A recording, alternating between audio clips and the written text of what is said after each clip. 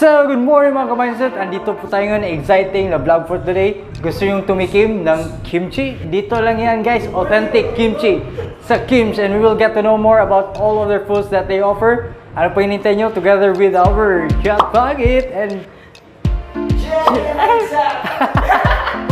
alright guys, ano po hinintay nyo? Tara, let's!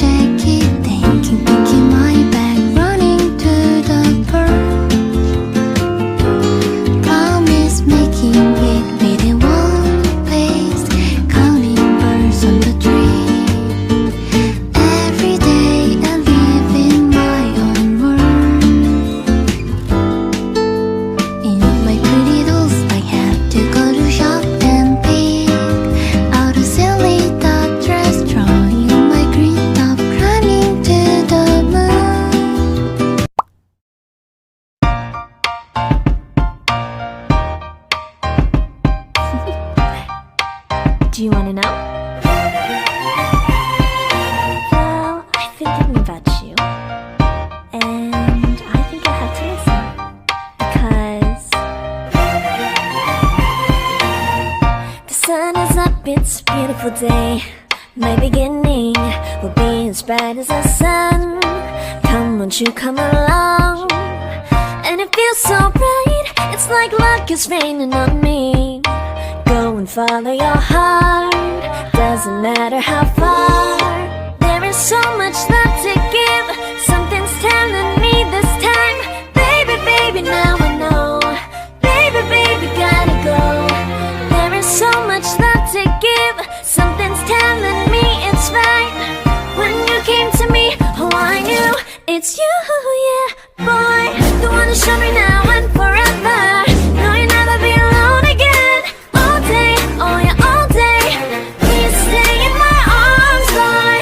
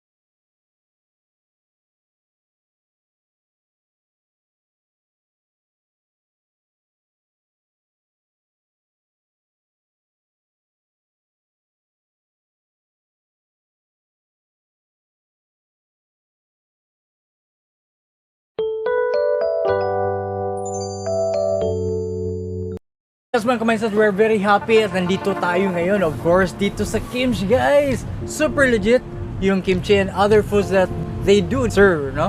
In order for us to know about Kimch, the history and everything, the man behind this business, of course, we have here, hindi lang masarap magluto guys, but of course guwapo, no? Si Sam, Sir Sam Relo! Hello! Kumusta naman kayo, sir? Okay lang po. Ayun, alright. So guys, he's actually the owner and we will get to know more about this.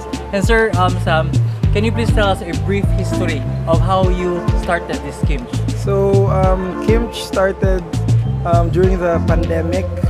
It was a very impulsive opening because we were both in different places with my girlfriend.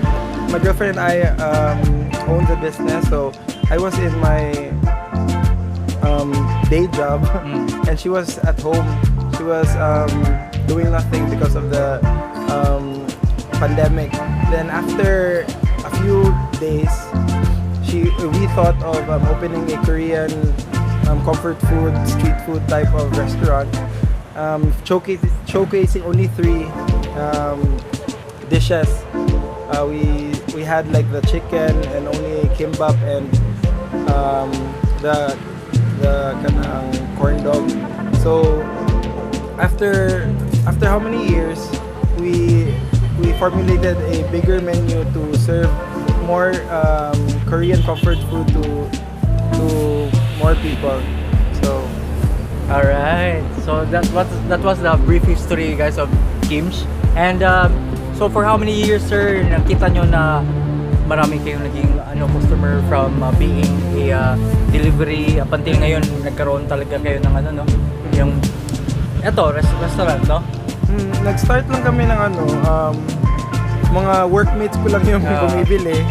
After we posted on Facebook, then we had more and more customers. After we opened in SM, like a small stall at SM, then after the bagyo, after Odette, we thought of opening our own store. So here at Bisaya. Wow, congratulations, sir. We're very happy for that, no? But guys, in fairness, no, very reasonable yung price, but very masarap yung guys, legit na legit. And yung katulad ng corn dog na natikman ko, guys, talagang niluluto nila. Yung others kasi talagang na siya, parang nakapack na, i-on, di ba? So nakikita nyo kanina yun sa video na talagang ginagawa talaga nila, guys. So very legit, authentic yung lasa. And sir, aside from the corn dog that I've tasted, the kimchi and the tteokbokki, which is actually my first time, masarap siya in fairness, no? Thank you. What are the other foods that they can our followers would have? We also have kimbap. Sorry, kimbap. It's like rice rolls. In Japanese they call it maki, but in Korean they call it kimbap. We also have bibimbap and fish cakes. So it's usually what you see in Korea, parang yung mga street food nila. We made it into a accessible place. You can order through online. You can dine in with us. So try nyo dito. Right. Yes. So guys, I'm pretty sure that talagang natatakam na kayo at nagugutom na kayo. So sir, please do invite our viewers. We invite you to come here at Kimch at Paasa, located at the 360 Pharmacy, 2nd floor. We serve here authentic Korean style comfort food. Right. So guys, maganda dito na 2nd floor at makikita nyo yung view. So yung pinaka maganda na view, I love you. Alright. So guys, please do not forget to like and follow, of course, Kimch. Their Facebook page link will be provided on the description box below.